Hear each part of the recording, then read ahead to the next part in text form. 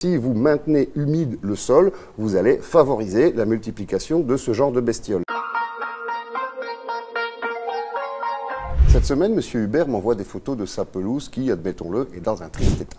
Vous pensez à des larves de taupin. C'est tout à fait possible. Moi, je pense également aux larves de tipules. Fonctionne à peu près de la même manière. Le tipule, c'est cette espèce de grand moustique, là, les demoiselles, les cousins, tout dépend comment vous les appelez, mais ce sont des tipules. Et leur larve vit sous la terre et se nourrit des racines. Ça peut très bien faire de gros dégâts au potager, mais également dans les pelouses. Les tipules, c'est plutôt des taches rondes, et on s'en rend compte parce que les oiseaux le savent, et ils viennent gratter à cet endroit-là, donc on voit que la terre et la pelouse ont été grattées. Mais toujours est-il, il y a une bestiole là en dessous. Comment savoir de laquelle il s'agit? On peut déjà commencer par poser des demi-pommes de terre au sol. On gratte un peu le sol, on vient mettre la demi-patate par terre, et tous les jours, on vient contrôler en retournant, et logiquement, si ce sont des taupins, ils seront dans la pomme de terre. Là, vous avez votre certitude.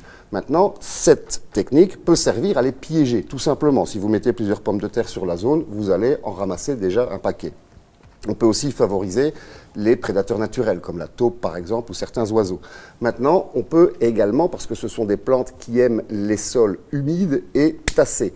Donc il faudra, une fois de temps en temps, scarifier. Ça peut alléger, aérer un peu le sol. Arrêter d'arroser, même pendant les grandes sécheresses. Une pelouse qui a soif, c'est pas très grave. À la première pluie, elle reviendra à elle. Par contre, si vous maintenez humide le sol, vous allez favoriser la multiplication de ce genre de bestioles.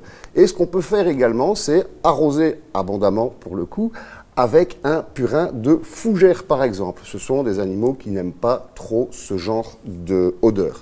Et ce qu'on peut faire aussi, c'est un chaulage de la pelouse, parce que ces bestioles aimant les terrains plutôt acides n'aiment pas trop le calcaire. Donc, si on met de la chaux sur la pelouse, il y a de grandes chances que ça les fasse fuir.